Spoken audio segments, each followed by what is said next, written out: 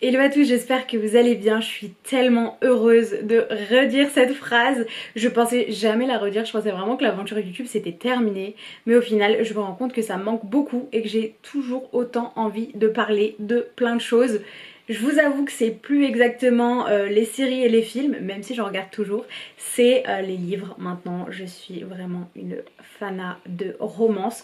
Je partage déjà pas mal mes avis sur l'application TikTok, mais je me suis dit, franchement, pourquoi pas revenir sur YouTube parce que je parle beaucoup et TikTok c'est pas un réseau social où faut parler beaucoup et j'ai tellement de choses à dire, surtout en ce qui concerne mes dernières lectures, que je me suis dit allez pourquoi pas reprendre. Je n'oublie bien évidemment ni les séries ni les films, il y a un autre sujet qui va venir compléter un petit peu tout ça, un sujet qui prend une grande place dans ma vie depuis quelques temps, c'est le SOPK, donc syndrome des ovaires polykystiques, qui il y a quelques jours a changé de nom et est devenu SMOP, S-M-O-P.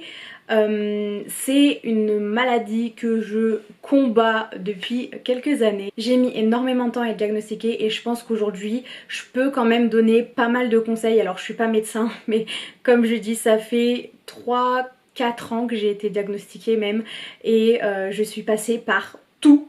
Donc je me suis dit pourquoi pas donner quelques conseils et permettre à d'autres femmes d'avancer peut-être un peu plus vite que ce que j'ai fait.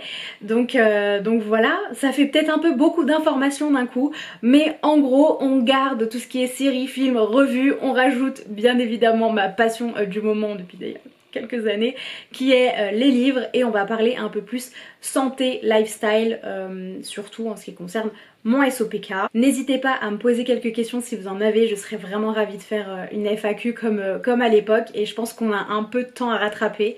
Donc voilà, j'espère encore une fois que vous allez bien et je vous fais plein de gros bisous, j'ai trop hâte.